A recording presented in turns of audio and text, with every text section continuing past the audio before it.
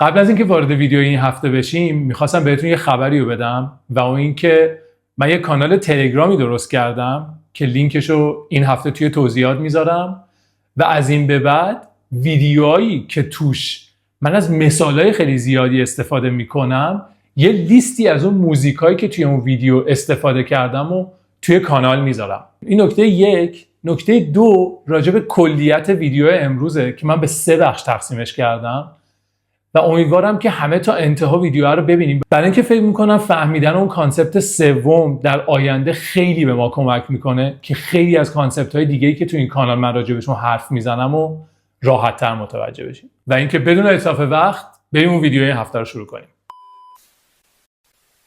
آقا سلام علیک. امروز اومدیم با هم دیگه راجع به بلوز حرف بزنیم. میخوایم ببینیم که چجوری میتونیم دفعه بعدی به جای اینکه خیلی کلیشه وار بزنیم 1 2 3 4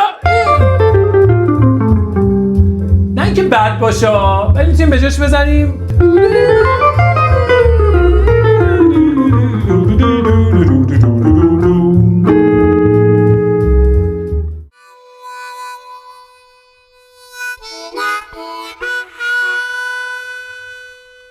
خب من فکر میکنم همه ماها به صورت مستقیم یا غیر مستقیم با گام بلوز آشنایی داریم. حالا یا این میتونه از دریچه موسیقی راک باشه، اگه مثلا شما فن لید زپلین باشین،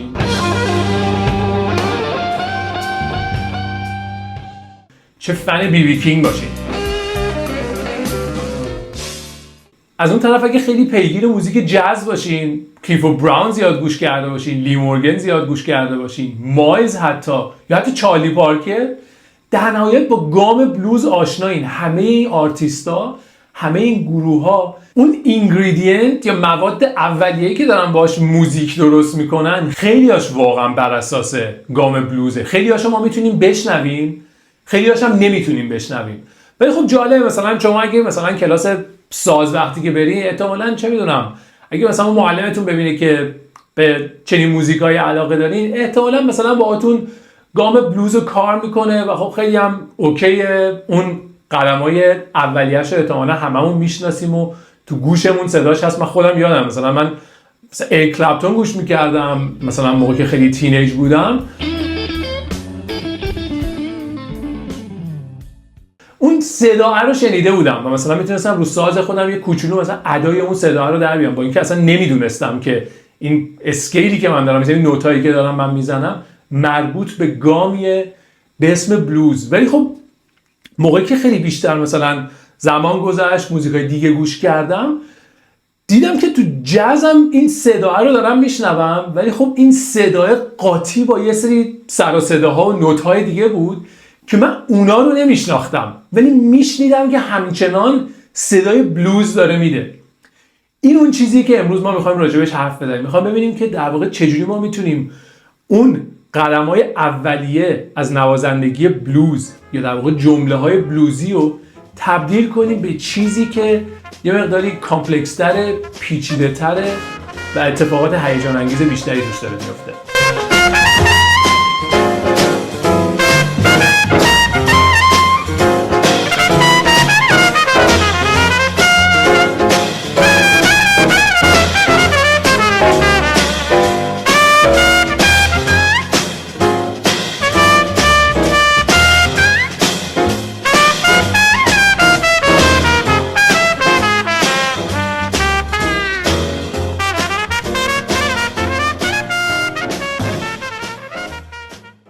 خب اولین قدمی که معلم ما رو باش مواجه میکنن موقعی که میخوان کانسپت گام بلوز رو به ما نشون بدن اینه که مثلا ما اگه که یه آکورد در واقع می 7 داشته باشیم یا E7، میگن که خب گامی که ما روی این میزنیم در واقع یه گام میجر بلوزه، یعنی نوتاش هست تونیک، دوم، سوم کوچیک، سوم بزرگ، پنجم، ششم بزرگ و تونیک. این موقعیه که چی؟ ما یه آکورد 7 داریم، می 7 در این مثال، و میگم موقعی که همین آکورد مینور باشه، یعنی E ماینر 7 باشه، گامی که روش میزنیم E ماینر بلوزه. یعنی چه درجاتی؟ یه بار دیگه تونیک، سوم کوچیک، چهارم، پنجم کاسته، پنجم، هفتم و تونیک. و تا اینجاش اوکیه، پیچیدگی نداره. ما 2 تا گام بلوز داریم، یکیش میجر بلوزه برای آکوردهای دامینانت. روی کانتکست میجر هم استفاده میشه، من خیلی دیدم که، من نمیخوام وارد اون بحث بشم. برای آکوردهای دامینانت و ماینر بلوز برای آکورد ماینر 7. و خب همونجوری که گفتم تا اینجای کار ماجرا سختی نداره، همه چی خیلی شسته رفته است. هر کسی با یه گوگل کردن ساده میتونه بهش برسه، تمرینش کنه و حال کنه و باش موزیک بزنه. ولی قضیه از کجا جالب میشه؟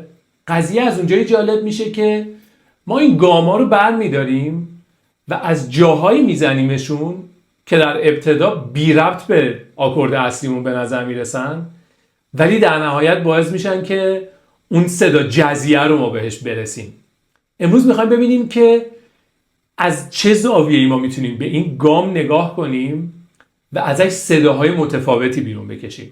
و برای اینکه کارمون ساده تر بشه، ما تمرکزمون رو توی ویدیو این هفته فقط میذاریم روی بلوز ماژور.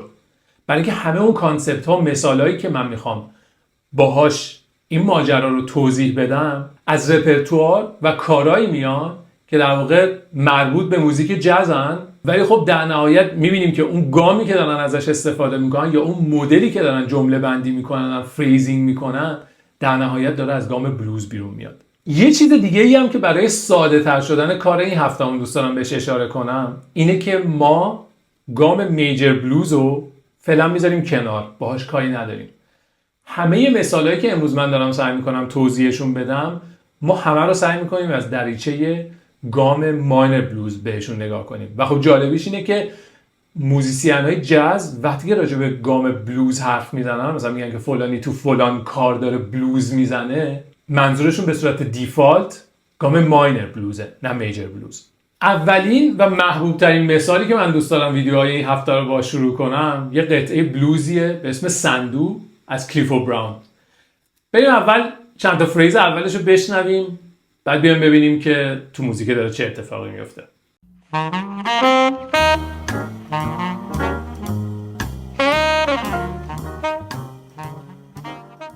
خب کلیفورد براون داره اینجا روی ای فلت 7 چی میگه؟ میگه که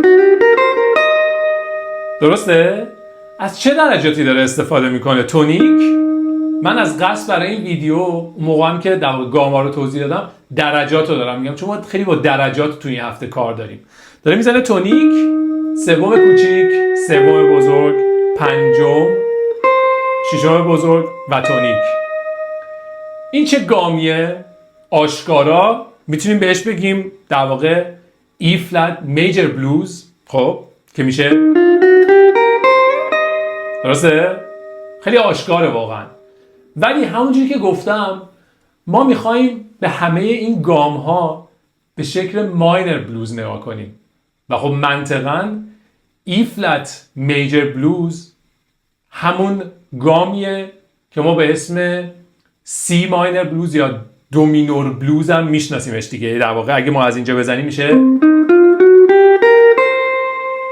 و من فکر میکنم این دقیقاً گامیه که کلیفورد براون توی این قطعه توی چند تا فریز اول داره ازش استفاده میکنه.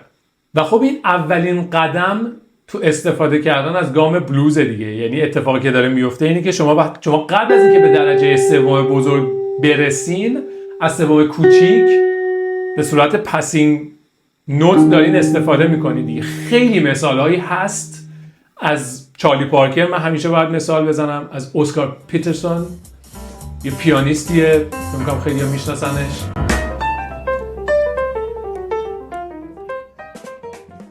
اولین اینگریدینتی که این ازش استفاده میکنن در حقیقت یک گام ماینر بلوزه که یه سوم کوچیک از تونیک فاصله داره. یعنی اگه که اینا توی در واقع ای فلت 7 باشن، یک و نیم پرده میبرنش عقب و یه دو ماینر بلوز روش میزنن. و خب بالطبع اگه که مثلا بی فلت 7 باشه، گام بلوزی که ازش استفاده میکنن چیه؟ طبیعتاً جی ماینر بلوز. درسته؟ تا اینجا خیلی قضیه ساده است و یه مثال دیگه هم براش میزنم برای اینکه منظورم بهتر جا بیفته. قطعه بعدی قطعه از تلونیوس مانک به اسم استریت نو چیسر بریم بشنویمش. خیلی قطعه ساده ایه و خیلی تابلوئه که داره از همین کانسپت استفاده میکنه.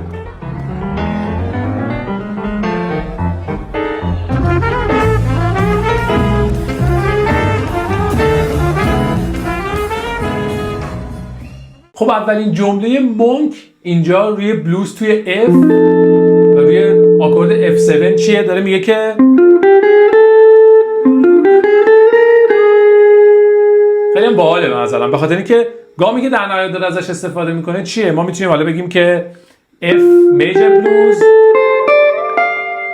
یا از اونجایی که گفتم ما با ماینر بلوزش کار داریم، در واقع چی میشه؟ میشه دی ماینر بلوز. درسته؟ خیلی خیلی ساده. و خب علت این که در واقع جمله بعدی روی این نوت وای میسته اینه که به خاطر اینکه ما از F7 داریم میریم به B flat 7 دیگه. درسته؟ و این خیلی به زیبایی در واقع این نوتی که اینجا ازش رد شده بود اینجا میاد روش وای میسته. یعنی در واقع این شکلیه که بعد از این زیباتر و ساده تر داریم مگه واقعا؟ نداریم. و خب این کانسپت ساده ترین راه استفاده کردن از این گامه، بدون پیچیدگی، بدون چیز خاصی. دوتا مثال بعدی که میخوام بزنم مربوط به موقعیه که ما روی این آکوردهای دامینانت 7 دیگه یه جورایی از اون گام میجر بلوز استفاده نمی کنیم، بلکه از ماینر بلوز روشون استفاده می کنیم. درسته آکورد دامینانت 7 یعنی سوم بزرگ داره، ولی ما از قصد فقط از درجه سوم کوچیکش استفاده می کنیم. و در این حالت چون اولین مثالی که میخوام بزنم روی E flat 7 دوباره، خب وقتی از ماینر بلوز روش استفاده میکنیم در واقع داریم سوم بزرگش اصلا نمیزنیم، به جای سوم کوچیک میزنیم و در واقع داریم از این درجه چهارم، پنجم کاسه و پنجم استفاده میکنیم به اضافه درجه هفتم. درسته؟ روی E flat 7. اولین مثالی که میخوام بزنم روی قطعه‌ای از جوشوا ردمن که توی اجرای لایوی پیتر بنستین کبیر داره میزنتش. چی داره میگه؟ خوب گوش کنیم ببینیم که جمله اصلا عیناً بلوزه، یعنی قشنگ صدای بلوز میده، ولی خب داره یه شکل دیگه‌ای بهش نگاه میکنه. داره روی آکورد دامینانت از یه ماینر بلوز استفاده میکنه.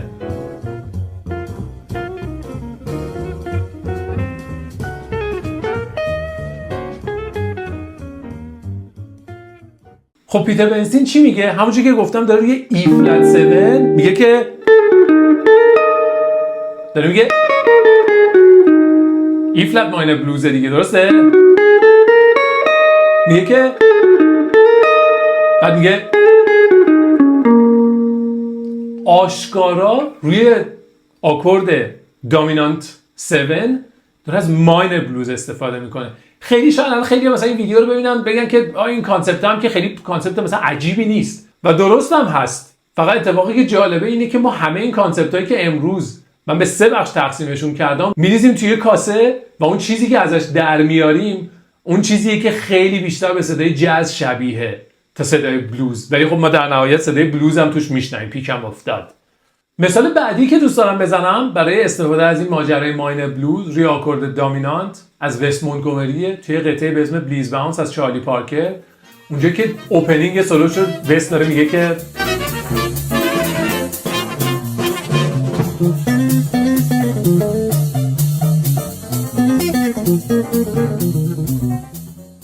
چیزی که داره میگه خیلی ساده است. داره میگه که دو با دا دا دو دو.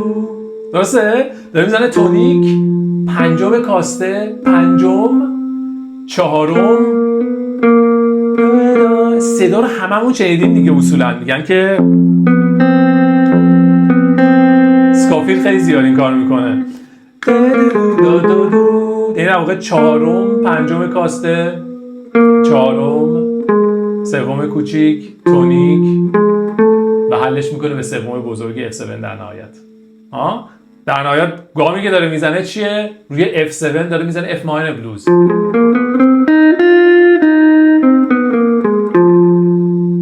بدون پیچیدگی، خیلی ساده. خب بریم یه خلاصه بکنیم ببینیم که تا الان چی گفتیم. گفتیم که آقا ما با ماینر بلوز کاری نداریم چون ماینر بلوز خیلی کمتر حداقل تو رپرتوار جاز استفاده میشه. ما با میجر بلوز کار داریم و گفتیم که روی آکورد دامینانت که در واقع اینگریدینت اصلی یه میجر بلوزه، ما گفتیم که روی این آکورد دامینانته میتونیم از یه سری ماینر بلوز استفاده کنیم. اولی یه سوم کوچیک باش فاصله داره، گفتیم که یعنی اگه ما تو F باشیم، یعنی آکورد F7 رو داشته باشیم، از D ماینر بلوز توش استفاده میکنیم. مثال دوم گفتیم که روی همون F7 از F ماینر بلوز هم میتونیم استفاده کنیم. و مثال سوم جاییه که تازه ماجرا جذاب میشه، موقعیه که ما یه دونه F داریم و گامی که روش ازش استفاده میکنیم C ماینر بلوز، یعنی یه پنجم با آکورد مورد نظرمون فاصله داره. بریم یکی از محبوب ترین مثالای من مال یه ترکی به اسم All Privabe. من نمیدونم اسم فرانسوی مسلماً کلمه این شکلی تلفظ نمیشه واقعا، ولی بریم بشنویم که استاد چی میگه.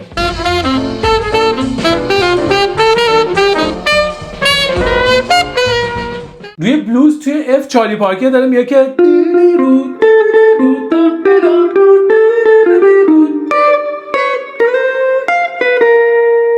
ما با این جمله کار داریم، درسته؟ و همونجوری که تو نوتای ماجرا دیدین این اتفاق داره رو چه آکوردی میفته؟ روی آکورد B flat 7. اسکیلی که داره روش ازش استفاده میشه چیه؟ F minor blues. داره روی یه B flat 7 میزنه F minor blues و ما فکر میکنیم که چرا واقعا، یعنی این بلو نوتی که ما همیشه به صورت پاسینگ نوت ازش رد میشیم، یعنی این نوت B توی این کانتکست درجه فلت 9 آکوردمونه. و خب شما اگه که یه مقداری موزیک بیباپ زده باشین میدونین که این مهمترین صداییه که ما توی این موزیک میشنویم، یعنی یه ترکیبی از درجه سوم بزرگ و فلت 9. بدون اینکه قضیه رو خیلی پیچیده کنیم، این کانسپت رو فعلا تو ذهنمون داشته باشیم. بریم مثال بعدی هم بشنویم ببینیم که چارلی پارکر اونجا چی میگه.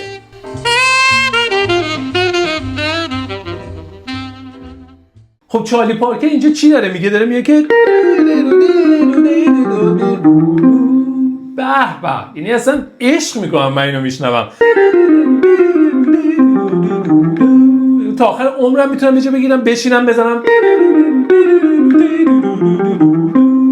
و دوباره فردا صبح پاشم بزنم.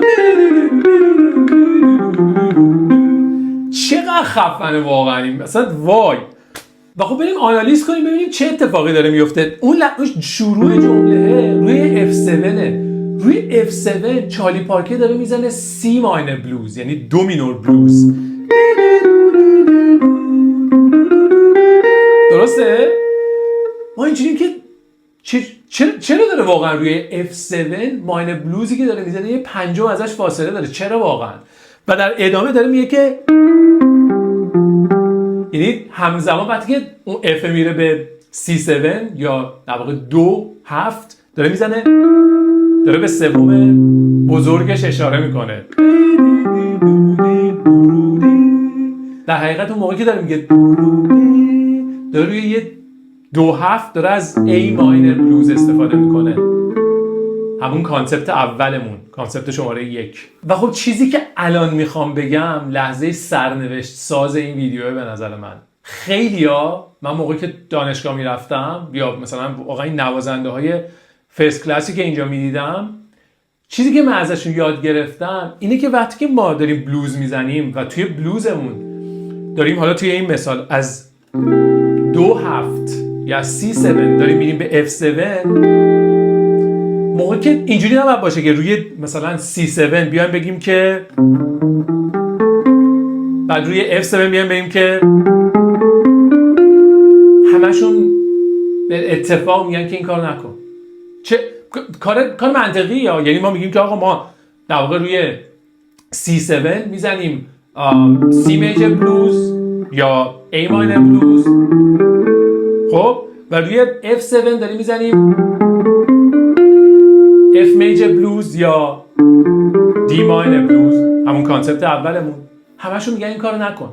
و خب لحظه سرنوشت ساز کل ویدیو، اونجوری که من کانسپت گام بلوزو تو قاموس موزیک جاز فهمیدم، اینه که موقعی که ما داریم یه بلوز ماژور میزنیم، مثل این مثال از چارلی پارکر که توی دوه، و گامی که داریم ازش استفاده میکنیم روی 2/7 یه بلوز مینوره، همون کانسپت شماره 2، موقعی که ما به F7 میرسیم هم میتونیم همچنان از همون دو ماینر بلوزمون استفاده کنیم، ولی با این ذهنیت که اون رابطه در واقع اون گام با آکورد جدید چیه. کاری نداره که ما بیایم روی C7 بگیم که و روی F7 بگیم که، ولی میگم همه متفق القول میگن که این کارو نباید کرد. چرا؟ میبینی که دقیقاً چون چارلی پارکر هم داره این کارو نمیکنه، همونجوری که کلیف براون هم این کارو نمیکنه، همونجوری که اسکار پیترسون هم این کارو نمیکنه، همونجوری که کی جرت هم این کارو نمیکنه. اونا موقعی که ما از درجه 1 میریم به درجه 4 همچنان دارن از همون ماینر بلوز درجه 1شون استفاده میکنن، ولی حواسشون هست موقعی که من دارم روی F7 از C ماینر بلوز استفاده میکنم چه درجاتی رو دارم میزنم. بریم یه دقیقه با هم دیگه چک کنیم.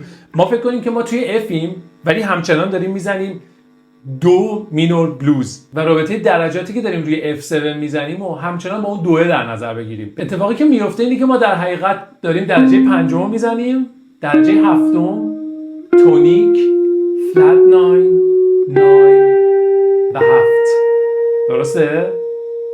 و خب همونجوری که میبینید درجاتی که ما توی سی ماینر بلوز یا همون دو مینور داریم به هیچ وجه بی ربط به F7 نیستن و اینجوری نیستن که ما نتونیم از همون درجات روی آکورد دیگه هم استفاده کنیم. فقط فرقش اینه که ما اون آگاهی رو نسبت به کل کانسپت داشته باشیم و بدونیم که اگه که ما میخوایم برای یک قطعه تو کل یک قطعه از یک گام فقط استفاده کنیم، اون گامه رابطش با آکورد تونیک چیه، با آکورد درجه 4 چیه و با بقیه آکوردها چیه. برای که بتونیم رزولوشن درستی رو در نهایت داشته باشیم، ما روی آکورد F7 10 تا در واقع ماینر بلوز دیگه هم میتونیم بزنیم، ولی خب موضوع سر اینه که چجوری اون جمله هایی که داریم تو بلوزایی که از تونالیته های دیگه دارن میان و ما چجوری دوباره میتونیم وصل کنیم به آکورد تونیکمون دوباره. این اون ماجراییه که به نظر من مهمه. و خب ماحصل کل کانسپتی که دارم سعی میکنم توی این ویدیو بگم اینه که استفاده کردن از یک گام،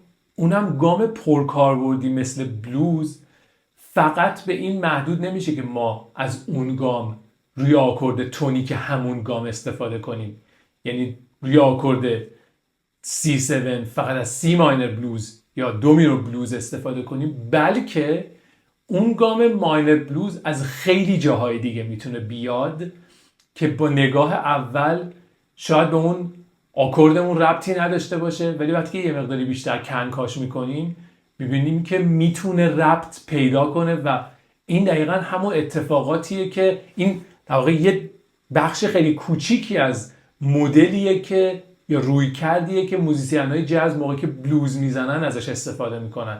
اینا برمی‌دارن گام بلوز رو از جاهای مختلف میزنن. چیک کوریا هم همین کارو میکنه.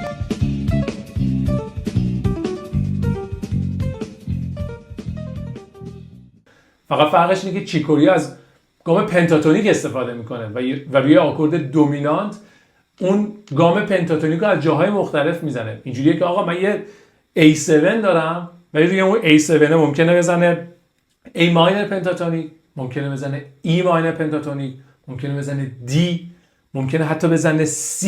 می‌بینی؟ و اینه که اون صدا رو ایجاد میکنه که ما وقتی که میشنویم اینجوری که من حس میکنم این گامه رو میشناسم، من احساس میکنم که این آدم میدونم داره چیکار میکنه، ولی در عین حال انگار که اون وسط یه عالمه نوتیه که من اون نوتای دیگر رو نمیشناسم، ولی انگار کل صدا رو انگار ولی میشناسم. این ماجرا از کانسپت هایی مثل این میان. پس دفعه بعدی که داریم بلوز میزنیم حواسمون به این باشه که ما برای بداهه نوازی روی آکورد دامینانت 7 خیلی بیشتر از یک آپشن داریم. آپشن اولی که داریم یه سوم کوچیک باش فاصله داره، آپشن دوم میتونه خودش باشه و آپشن سوم یه فاصله پنجم باش فاصله داره. خلاصه که امیدوارم این رویکرد بهتون یه چارچوب کاری یا یه فریمورک تازه‌ای بده برای اینکه دفعه بعدی که دارین روی فرم بلوز یا حتی روی آکورد دامینانت 7 ایمپرووایز میکنین بدونین که واقعا آپشن‌های خیلی زیادی داریم برای اینکه به صداهای جدیدی برسیم. امیدوارم هر جا هستین ردیف باشین حسابی. مخلص همگی و